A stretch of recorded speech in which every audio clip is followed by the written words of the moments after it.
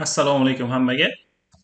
Demak, o'sha darslarimizni davom ettiramiz. O'tgan safar darslarimizda biz sizlar bilan o'sha Redux mavzularini boshlagan edik va aynan o'sha Reduxni connect degan, React Reduxni connect degan metod orqali biza demak, ma'lumotlarimizni, ya'ni Reduxdagi state'larni, funksiyalarni aynan sahifamizga, istalgan komponentimizga olib kelishni ko'rgan edik o'tgan darsimizda. U darslarda demak, o'sha actionlar yaratib, reduserlarni har xil case'lar yaratib, bu qismlarni ko'rib chiqqandik. Endigi qismimizda aynan o'sha Reduxda loyihamizga ulashdi. Ikkinchi qismini ko'rib o'tamiz. Aynan user degan komponentimizni hali ishlatmadik va user degan reduserimiz ham bor edi. Bu yerda user nomli obyektimiz ham bor, ya'ni shunaqa state'imiz ham bor. Bu yerda hali hech qanaqa ma'lumotlarni o'zgartirib o'tirmadik. Endi mana shu narsalarni birin-ketirlikda o'zgartirishni boshlaymiz. Hop. Demak, productlardan chiqib ketaman. Product reducerlar ham, product actionlar ham hammasi. Index.js'da hammasi o'z joyida ishlayapti. Storelar berib yuborilgan. Store'da ham hammasi joyida. Reducerlar demak o'rnatilgan, hammasi ishlayapti. Store'da ham hech qanaqa ish qilmaymiz. Hozircha o'sha user reducerda ishlaymiz va user app.js'imda user komponentim chaqirilgan. Mana shu user komponentimga ma'lumotlarni shakllantirishni boshlayman. Hop. Class name bitta row my5 bo'la qolsin. Buning ichida bitta div collectxl4, uning ichida bitta div card bo'ladi doimgidek. Uning ichida esa card header ichida h2da hop deylik, Doston Rajabov deymizmi. Hop, text center bo'lsin va bu yerda deylik, men ism familiya qilib o'tirmasdan birdaniga full name deb Doston Rajabov yozib qo'yaman. Bitta filtr kamaytiraylik. Hop, va deylik bizada is married degan o'zgaruvchi ham bor. Hozircha o'sha true degan qiymat tursin. Mana shunaqa. Hop, endi mana shu state'larni sekin-sekin hozir joy-joyiga shakllantirish boshlaymiz. Card body'da esa bizada bitta div display flex justify content between va yozamiz.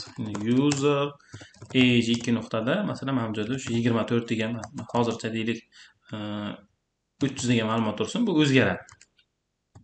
Va buni h4 da yozib qo'yaman. Va bizda bitta button bor. Buttonimiz nomi change user age bo'lsin va buttonimga on klik qilib hozircha hech narsa yo'q, class name yozib qo'yay. btn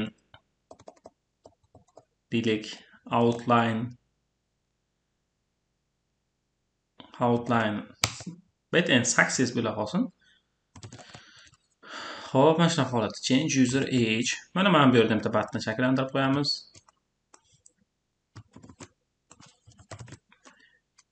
Faqat bu yerda d block va v use empty 2 bo'ladi. Change user name bo'la qolsin. Mana shunaqa. Hop, mana bu yerda bitta buttonimiz bor va mana bu divdan yana bitta kopiya bo'ladi bizda. Hop, user shunchaki is married deb qo'yaylik. Bu yerda yoki true yoki false degan qiymat chiqadi. Mana bu joyda change user is married deb qo'yamiz. Mana shunaqa holatda mana bu buttonimizga shunchaki empty 3 yozib qo'ysak, mana shunaqa holat chiqadi. Hop, mana yetarli, yaxshi. Mana shu bosganimizda ism familiyasini o'zgartirsin userni, bosganimizda userni yoshini o'zgartirsin va bosganimizda userni o'sha true bo'lsa false ga, false bo'lsa true ga o'zgartirib qo'ysin. Mana shu ishlarni bajarishimiz kerak. Faqat userimiz bizada ko'rib turganlaringizdek obyekt va bu o'sha Reduxdan user reducerda turibdi. Bu Reduxda uni ushlab olishimiz kerak. O'tgan darsimizda biz aynan connect metodi orqali bu narsani ko'rgan bo'lsak, bugun yangi qismni ko'ramiz. Yangi mavzu bo'yicha import qilamiz kerakli elementlarni from aynan React Reduxda. Va bu ma'lumotlar bizada use selector va use dispatch bo'ladi. Hop, aynan use selector va use dispatch orqali aynan biz Reduxdagi ma'lumotlarni sahifamizga olishni ko'ramiz. Hop, dastavval deylik, men konstanta user deyman. Mana hozircha state deylik. shu use selectordan foydalanaman va use selector menga e'tibor bersanglar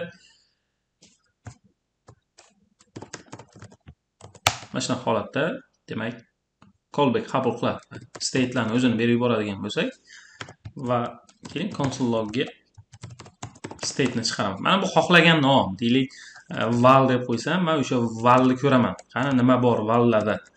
Use selectordan foydalangan holatda state'larni olaman va state'larni o'zini qaytaryapman. Va console logga men e'tibor beradigan bo'lsam, aynan user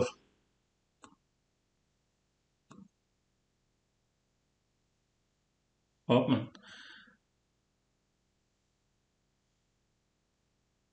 E'tibor beradigan bo'lsanglar, user product reducer va user reducer kelyapti menda, aynan state'larda. Val ichida ham state'larni hammasini qaytargan hisobiga ham product reducer ham user reducer kelyapti. Men aytishim mumkin, .product reducer deb qo'yadigan bo'lsam, endi faqat product reducerlar keladi. Menda user reducer kerak. Shuning uchun men aytaman user reducer deydigan bo'lsam, e'tibor bersanglar, mana sahifamni yangilaydigan bo'lsak, faqat user reducerlar bor. User reducer ichida user degan obyektim bor ekan, uning ichida menda age, full name, izmerit va hokazolar bor. Shuni ichidagi .user deydigan bo'lsam, endi sahifani bitta yangilaydigan bo'lsam, menga bitta to'laqonli bitta obyekt kelyapti. Uning ichida age, full name va izmeriti bor. Mana bu val. Men shuni distributizatsiya qilib, to'g'ridan to'g'ri full name, izmerit va nima deb olsam bo'lar ekan? Age'mida shu ma'lumotlar orqali yozib olsam bo'lar ekan. Endi valni ko'rib bo'lmaydi. Mana bu joyda to'g'ridan to'g'ri men full name, izmerit, age'larni ko'radigan bo'lsam, console logga ko'rdik. Val bizda obyekt bo'ladi. Obyektni mana shunaqa holatda to'g'ridan to'g'ri yozib olish imkoniyati bor. Ya'ni uni alohida o'zgaruvchi holga o'tirmasdan ben shu narsani berardi. Buni o'sha obyektlar mavzusidan bilamiz. Sahifa yangilaydigan bo'lsam, full name Rajab Doston keladi.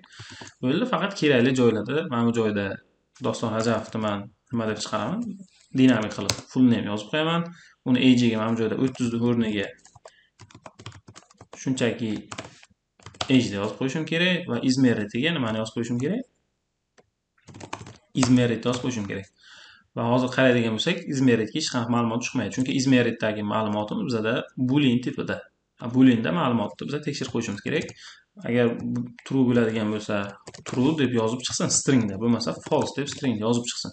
Va endi e'tibor beradigan bo'lsak, true degan yozuv chiqaveradi. Mana bo'ldi. Bizda demak state'lardan foydalana oldik. Bu o'sha connect metodi, ortiqcha funksiyalardan ko'ra anchagina oson. Faqat bir narsa, use selector faqat class komponentlarga nisbatan, functional komponentlarga nisbatan ishlatiladi. Ya'ni class komponentlar bilan ishlamaydi. Class komponentlar bilan ishlamoqchi bo'lsanglar, o'sha connect metodidan foydalansanglar bo'ladi. Bu o'sha hozirgi ishimiz bilan biza nimadan foydalandik? Mana shu komponent ichidagi aynan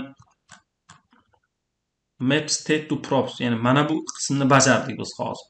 Bu yerda connectdan mana shunaqa funksiyalar qabul qilardi, map state to props ichida biz mana shunaqa tarzda state'larni o'qib olardik va mana bu state'lar shu komponentlarni propslarga qo'shilib qolardi va har bitta state'ni keyin props tochka deb o'sha funksiyalarni props tochka deb o'sha state'larni yozardik. O'sha ishni biz shunchaki bajarib qo'ydik hozir.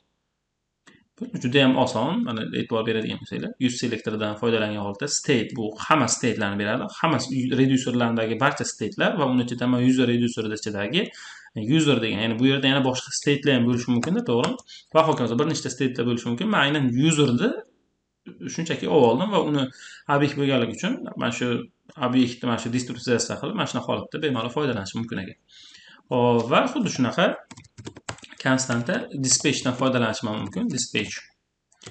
Dispatchdan aynan o'sha use dispatch orqali foydalanadi. Mana shu use dispatch degan funksiya va use dispatchdan qaytgan qiymat bu dispatch degan funksiya qaytarib beradi. Bu dispatch xuddi mana bu yerdagi bizga kerak bo'ladigan dispatch. Mana shu dispatchni ushlab oldik. Ya'ni map dispatch to props degan mana shu funksiyasidan mana shu dispatchgacha bo'lgan qismga kelib oldik. Bo'ldi. Mana shu dispatch bizda bor. Endi bu yerda bemalol biza o'sha dispatchga nimadir funksiyada, misol uchun change username degan buttonimni onkilik hodisasiga deylik, men o'sha dispatchni chaqirishim mumkinman. Va unga nimadir berib yuborishim mumkin. Va bu uchun men har xil actionlar yozib qo'ygandim. Product reducerda menda actionlar bor. Bittasini deylik kopiya qilib olaman, user actionga yozib boshlayman.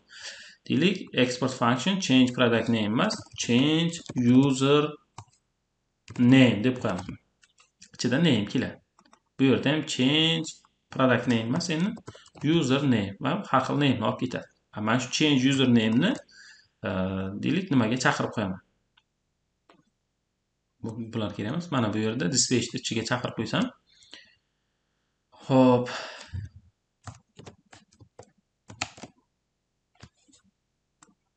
Buni demak import qilaman. Qayerdan? Redux ichidagi action ichidagi user actionni yuqorida o'zingizlar yozib qo'ysanglar ham bo'ladi. Import change username from Redux ichidagi action ichidagi user actionni. Hop, display ichida change username. Mana shunaqa action yozyapman. Agar ortiqcha action yozib o'tirmoqchi bo'lmasanglar, mana shu yerda o'zida biza nima yozib ketishimiz mumkin? Abek yozib, bu yerda type va payload berib olishinglar mumkin. Xo'p, biza demak hamma actionlarni alohida yozib chiqardik. Bu yerda esa men boshqa ism familiya berib olsam bo'ladi. Name berib olishimiz kerak, chunki bu yerdan bu name ni olib ketadi, actionda name kutib oladi va payloadda name berib yuboradi. Bu yerda deylik, o'sha Sodiqova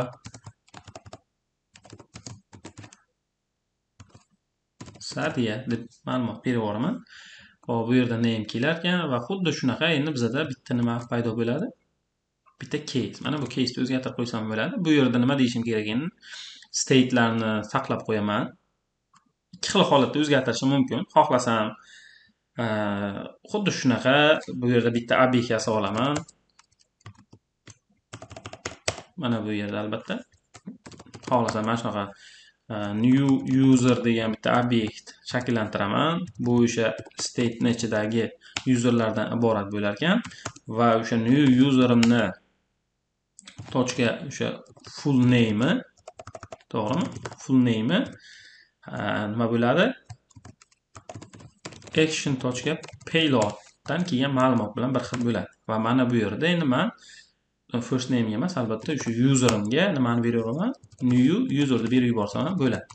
Mana endi holatda ma'lumotni yangilaydigan bo'lsam, Sodiqova Sadiyaga o'zgarganligini ko'rishimiz mumkin. Yoki bu tartibda ishlamasdan mana bu yerda shu userim ham ob'ekt bo'lganligi uchun o'sha state.userni qolgan parametrlarni ham hammasini yozib olaman. Ya'ni mana bu qiymatlarni shundoq kopiya qilib, mana bu yerda yozib qo'yish bilan bir xil bu.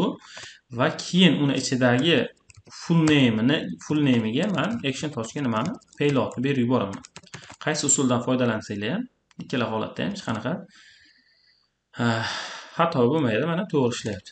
Bu ma'lumotni yozmasak nima bo'ladi deydigan bo'lsak, qolgan mana bu parametrlar o'chib ketib qoladi. E'tibor bering. Bu ham false bo'lib qoldi, chunki bizda hozir izmerit degan metod yo'qolib qoldi. Userda qolgan mana bu key value'lari o'chib ketib qoladi. Shuning uchun state'lar o'chib ketib qolmasligi kerak. Bu boshqa state'lar, agar mana bu yerda boshqa state'lar bo'ladigan bo'lsa, bularni ham o'zgarib ketib qolmasligini oldini olib beradi. Bunisi esa user ichidagi boshqa filtrlar o'chib ketib qolmaydi va aynan full name'ni o'zgartirib qo'yadi. Xohlasanglar mana bu usuldan foydalaninglar, xohlasanglar mana bu usulda foydalansanglar ham bo'ladi. Bo'ldi, obyektni o'zgartirdik. Xuddi shunaqa endi yoshini o'zgartirishimiz kerak. Bu uchun nima deymiz? Bitta action yaratib qo'yaman. Misol uchun change user deylik age, bu yerda o'zi bilan age olib keladi va age berib yuboramiz. Hop, mana bu xuddi onClick metodini mana bu buttonimizga yozib qo'yamiz. Faqat name emas, nima bo'ladi? Change user age bo'ladi. Va buni ham import qilamiz o'sha actiondan. Mana bu yerda esa men unga hop deylik bir raqamni berib yuboraman. Bo'ldi, bu mana shu yerga kelar ekan. Endi change user name emas, nima bo'ladi? Age bo'ladi. Va bitta xuddi shunaqa case yozib qo'yishimiz kerak bo'lar ekan. Bu qismlar yo'q endi bizga. Age state'larni saqlab qolamiz. User va bu joyda endi shunchaki age'iga action.payload berib yuborsak bo'ldi. Endi ko'rishimiz mumkin Sodiqova Sadiya ma'lumot 1. Bo'ldi, yana bitta change user rate deylik. Bu hech qanaqa ma'lumot olib kelmaydi, chunki true bo'lsa false, false bo'lsa true'ga o'zgartirishimiz kerak. Payload yo'q, shunchaki type'dan iborat. Change o'sha isMarried onClickda chaqiraman. Mana bu buttonimga ham chaqirib qo'yaman. Faqat mana bu joyda change user age emas, change user married degan demak actionni chaqiraman. Hop, bu yerda hech qanaqa ma'lumot berib yuborish shart emas. Shunchaki shu funksiya ishga tushirib yuboramiz. Dispatch ichida change user rate bu mana bu yerga kelib tushar ekan. Hop, va change user age deyapmiz. Mana bu yerda chaqiramiz uni. Change user manimcha action'ni o'zgartirmadik, to'g'rimi? Action'ni o'zgartirib qo'yaylik. Rate. Hop, mana bu yerda ham rate o'zgartiramiz. State'lar, user'da ham qolgan ma'lumotlarni saqlaymiz va aynan is merit degan parametriga nima deymiz? state.user.isMerit'ni teskarisini berib qo'yamiz. Endi qaraydigan bo'lsak, doston ajoyib. Hop, bu yerda bitta bo'lsa true, false, true, false, true, false o'zgarib qoladi. Xohlasak faqat false qilib qo'yamiz. Yoki bizda mana shunaqa doimiy true, false ga o'zgarib qolaveradi. Bu qismi, ya'ni reducerlar bilan ishlash qismi o'zgarmaydi. Reducerlar xuddi oldingi o'sha reducerlar bilan qanaqa tartibda ishlagan bo'lsak, mana shu holat ketaveradi. Har xil case'larni yozib, shu case'larda, demak, o'zingizlarning logikalaringizni yozib, state o'zgartirib boraverasizlar. Default holatda ham o'sha return qilib state qaytarasizlar. Actionlar qismi ham hech qanaqa o'zgarish bo'lmaydi. Actionlarda ham hech qanaqa doimiydek har xil actionlarni yozib ketaverasizlar. Faqat mana bu yerda e'tibor bersanglar, ancha osonlashdi ishlarimiz. Endi state'lar bilan ishlash uchun use selectordan foydalanib state'larni, ya'ni global state'larni, Redux'dagi state'larni bog'lanib, ulanib ishlatishimiz mumkin ekan bemalol. O'sha store'ga, ya'ni omborga bog'lanib, uni ichida xohlagan state'dan foydalana olamiz va use dispatch'dan foydalanib dispatch metodini ham bemalol biz ishlatib olsak bo'lar ekan. Bu o'sha e'tibor beradigan bo'lsanglar, productda ishlagan connect metodi orqali ishlashdan ancha osonroq. Shuning uchun faqat o'sha bitta notomoni bu o'sha klass komponentlarida ishlamaydi. Agar loyihalar birmuncha eskiroq kodlar bilan yozilgan bo'lsa va klass komponentlarga yozilgan bo'lsa, use selector va use dispatch'dan foydalana olmaysizlar. U yerda albatta connect metodidan foydalanib map state to props va map dispatch to props degan funksiyalar orqali sizlar state va dispatchlardan foydalana olasizlar. Mana shunaqa hozirda juda ham ko'p dasturchilar aynan React'da functional komponentlardan foydalanadi. Shu joyda bemalol mana shu yana ham soddaroq ko'rinishda foydalanib state'larni o'zgartirib qo'yishingiz mumkin. Xo'p, umuman olganda asosiy Redux strukturasi, Redux'dan foydalanish mana shu.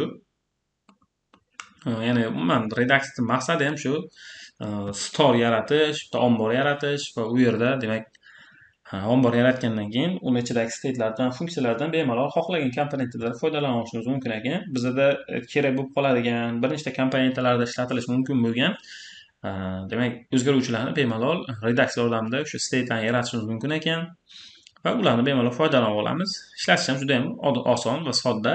Va bundan tashqari e'tibor bergan bo'lsanglar, biz aynan Redux orqali logikamizni demak o'zimizni komponentimizdan chiqarib olyapmiz. Ya'ni bu yerda ortiqcha logikalar bajarmayapmiz. Bizda har bitta qismni, ya'ni даже actionlarni alohida qismga ajratib olyapmiz va reducerlarda biz har bitta case'ga o'zimiz nima logika yozmoqchi bo'lsak, ya'ni nima ish bajarmoqchi bo'lsak, alohida ko'rinishda yozib olyapmiz.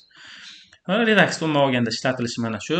Endi yanada Redux'ni ham o'sha ishlashni yanada osonlashtirib beradigan actionlarni, reducerlarni yanada qulayroq tarzda yaratib berish uchun ishlatiladigan o'sha store yaratishda ham birmuncha osonroq variantlarni taqdim etadigan qo'shimcha kutubxonalari bor. Va biz shulardan aynan biri Redux Toolkit bilan ishlashni o'rganamiz va Redux Toolkitda ham aynan mana shunga o'xshagan kichikroq amaliy ishlar bajaramiz. Shu bilan bugungi darsimizni ham shu yerda tugatamiz. Hammaga rahmat. Salomat bo'ling.